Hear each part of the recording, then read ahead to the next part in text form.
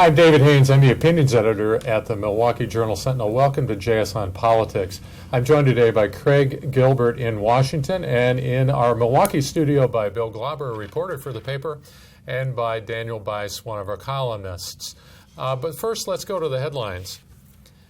So, unity, what unity? Both sides clearly remain divided, according to the latest Marquette University Law School poll. We'll look at the Trump dilemma for some in the GOP. We'll look at Ron Johnson's continuing identity problem, an unusual turn in the DA's race, and winners and losers. But first, let's go to a segment we recorded earlier with Craig Gilbert in Washington. And now we're going to go to Craig Gilbert of our Washington Bureau. Craig, welcome. Good to be with you. So talk about this Marquette University Law School poll that came out yesterday, I believe, that shows disunity really in both parties. Any other year you would say that Hillary Clinton is a wounded candidate, but Donald Trump is doing even more poorly. So talk about what you found in that poll. Yeah, I mean, by historical standards, they both have really high levels of defections within their own party. They both have terrible numbers among independents. I mean, their favorability ratings in both cases are in the 20s among independents, which is pretty remarkable. But that being said, you know, Donald Trump's numbers are worse than Hillary Clinton's numbers. He's got bigger problems within his own party. He's got bigger problems with the electorate as a whole. His negatives are in the 60s. And he because he did consolidate support among Republican voters in Wisconsin to some degree, he's no longer in negative territory. Wisconsin's been kind of a terrible state for him.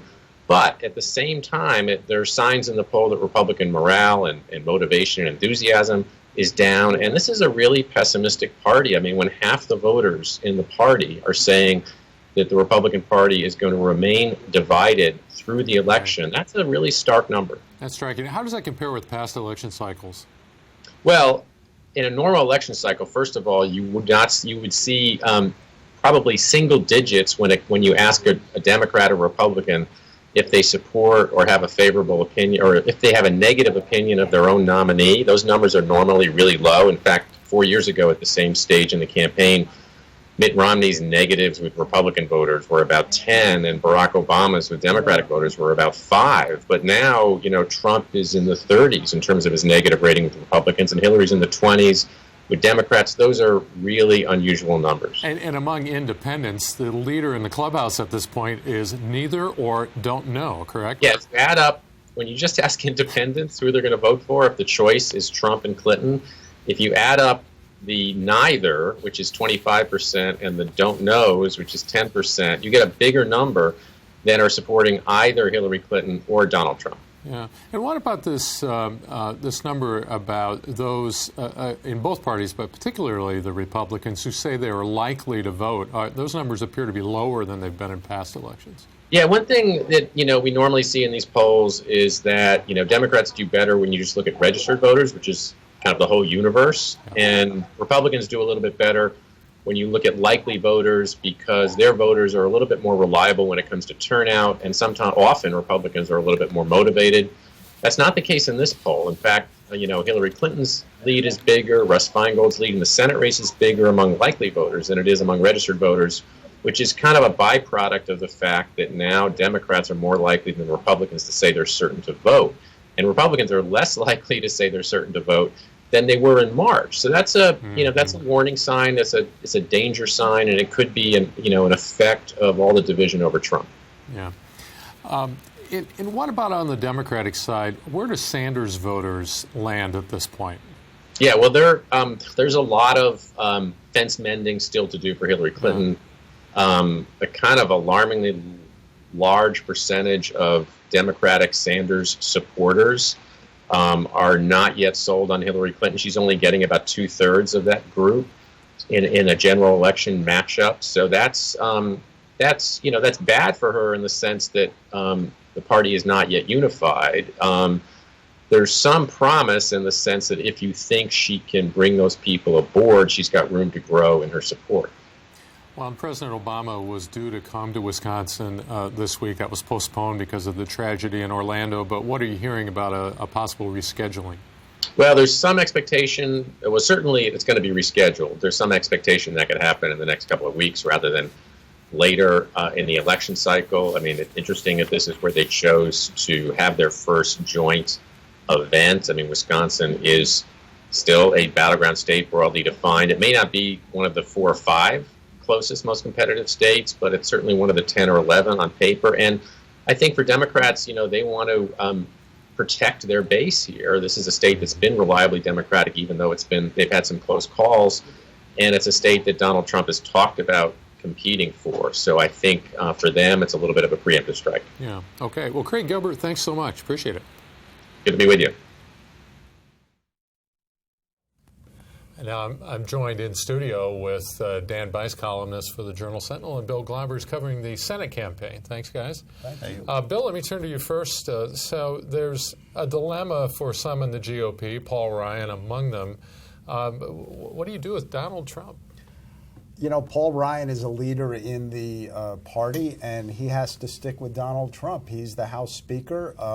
He's trying to make the best of it. He's chiding Trump when he needs to or feels he needs to. Yeah, how many more times will we see him chide Trump before Probably the a lot election? more. I mean, given the last 2 weeks that Trump has had. Yeah. Apparently, he's kept his sense of humor. At a news conference today, somebody asked him about Trump, banning the Washington Post from the campaign. Ryan answered what was supposed to be the last question, and then got another question from the Washington Post. Do you think if you didn't know that he had endorsed Trump and you listened to what he had to say today, you would know that he was backing him? Well, it's tough. I mean, they are in a very tough spot. They've got a candidate who is at the very least unconventional, and they're just trying to ride this wave wherever it takes them. And obviously, the polling has been horrendous in the last 2 weeks, and the race is just getting started. I don't think Paul Ryan's trying to ride the wave. I think he's trying to get out in front of it and try to give some sort of direction to the party, because I think he believes if you ride the wave, you end up like the Titanic, that you end up crashing. I think that's his concern. So he said he's endorsing him, but I think he's sending signals. He's never actually used that word. Yeah, he's been careful not to use that He's word. voting for him, according to that op-ed that he wrote. And his staffer said support equals endorse, and those are, weird things. But the other thing interesting about Ryan is he keeps rolling out this plan for the House Republican plan. I believe it was the constitutional issues today. So he has kept his eye on the ball.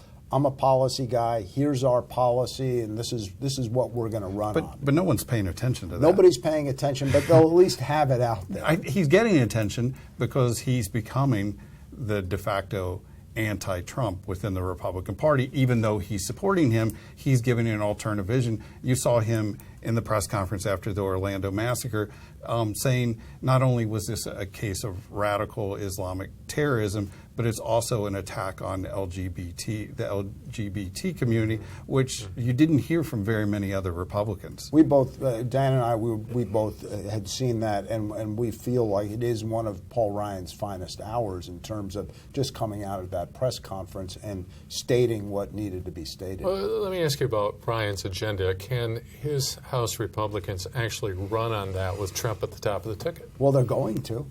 That's what they're going to do. But you got to overcome a lot of noise with Trump up there. And Yeah. Trump doesn't agree with parts of it. The hard thing is we've sat here for the past year trying to predict what's going to happen because of Donald Trump. I don't think anybody knows what's going to happen. I mean, so it's a difficult thing. What I think Paul Ryan's trying to do is say, I hope we get to run on this agenda here, but we don't control what's going on over the next several months. Well, let's turn to Scott Walker.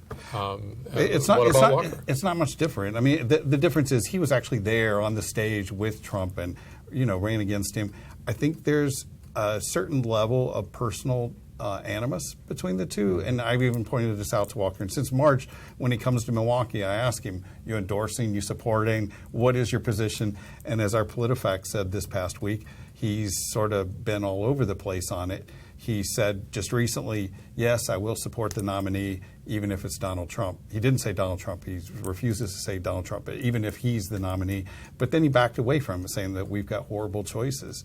So it's a difficult thing. I think, and both Ryan and Walker went to the Mitt Romney summit over the past weekend to discuss what to do about the future of the party, what some people are dubbing the anti-Trump summit. And I believe Mitt Romney was near tears as he spoke to that group. Right. And so, I mean, but it's telling that the both of them, who both said that they will vote for him or whatever, but they went to this meeting because they're dissatisfied with the result. And, you know, it's a pretty dramatic change that Walker, along with other people, just last August said, this is the best Republican field that we've ever had. We have 17 high-quality candidates. And now when the process is over, everyone's saying, what a disaster. Yeah. Yeah. Well, let's turn to one of the big down-ticket races, if you can call it that, the U.S. Senate race, Bill. The Marquette poll shows some interesting numbers on Ron Johnson 6 years after he was elected. 1 out of 3 of those surveyed could not form an opinion about him. They either didn't know him or didn't know enough about him. And that's been a persistent problem for Johnson, at least for the last year of this campaign. And let's face it, folks, it's been a year.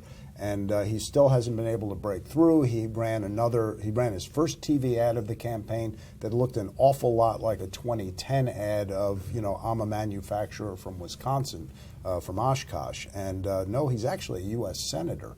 And there was no mention of being a U.S. Senator. So he's still trying to break through with voters. He won in a hurry in 2010, got in the race late, and then went from June on and defeated Feingold, but, you know, hasn't been able to make a name for himself since. But, you know, it's work, actually, to connect with voters, spend time, travel around the state, go and talk to various media and so forth. And this has been a problem. When he comes to Wisconsin, he likes to talk to the echo chamber, to people who agree with him on stuff.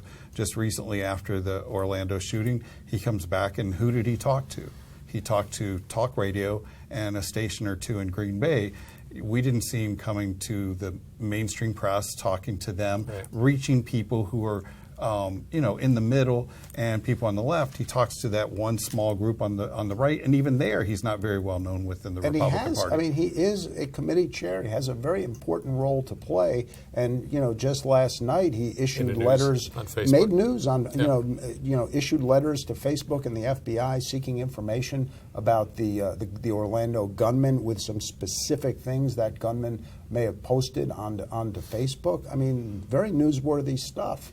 And but just hasn't seemed to be able to break through. But he made a freshman mistake. He is a freshman. He made a freshman mistake, which is you have to connect with the voters. The fact that he was elected last time was largely a result of a tide that affected everybody. His numbers were very similar to Scott Walker's numbers.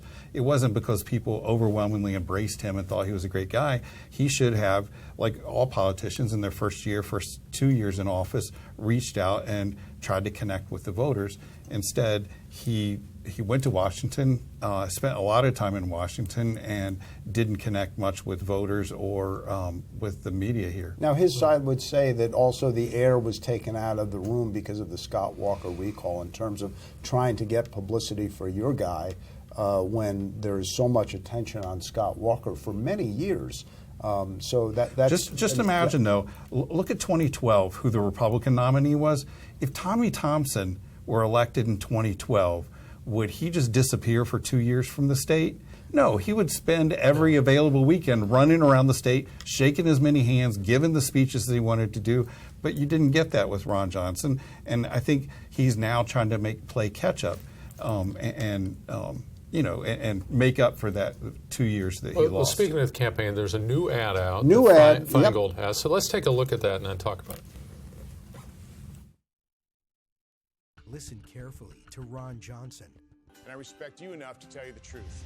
But here's the truth. Before Senator Johnson left for Washington, he paid himself $10 million, a sweetheart corporate payout. Then in Congress, he voted 5 times for tax breaks that help companies ship Wisconsin jobs overseas. He campaigned as a job creator. But Senator Johnson helps companies ship jobs overseas. I'm Russ Feingold, and I approve this message because we need an economy that works for everyone. Bill? Well, first of all, there's even a newer ad out today, a positive Feingold spot. But what's interesting about that ad is in 2010, Feingold never hit Johnson. Johnson would have a positive ad. Feingold wouldn't hit. And this time they are attacking each and every charge against them, and apparently each and every ad. If you notice, the beginning of that ad is video from Johnson's ad, and then the Feingold team turns it right around. That's very much a new Russ Feingold. And I think they're also trying to change the conversation. Even though it's not a new topic, the $10 million that Packer paid him after the election, it's an attempt to change, I think, the conversation from Toma, which the Toma controversy has been there for the last month.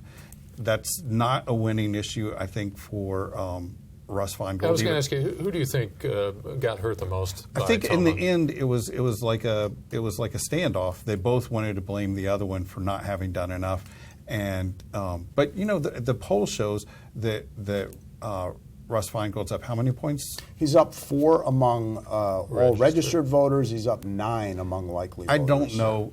Frankly, I don't know the numbers well enough to say who was hurt the most. My impression is that the Johnson side, not Johnson himself, but the super PACs on his side, got out and helped frame the issue, and Feingold was he was on defense the rest of the time. This is an attempt to go back on offense and control the narrative about the race. So, Dan, let's segue to the Milwaukee County DA's race and the challenger there. That's a That's major some segue. That's a major segue. The challenger there is a published author, but she's not talking a lot about that book. What's going on there? So this is Verona Swanigan. She's a local attorney. She's licensed to practice law in 5 different states. She wants you to know that. She wants you to know she has a master's in forensic psychology. She wants you to know that she's a conservative Democrat. But one thing she doesn't tell anybody is that she is an author of erotic love poetry. It's a 62-page book with about 25, 30 poems, not particularly great poems. They're all rhyming couplets and so forth, but it's also very graphic, and she included with that a video to promote the book. Which was pulled from YouTube. It went from YouTube. Yeah. Actually, I was writing this over the weekend, and it disappeared from YouTube, but it was still on another platform, so I posted that. Story came out Monday, then that disappeared, and we've now still got on the website like a 25-second excerpt in which she comes to the cameras dressed fairly provocatively and so forth. In terms of ads, I do not expect John Chisholm to counter with an ad of his own. Well, I don't think anybody wants that. With that, let's go to winners and losers.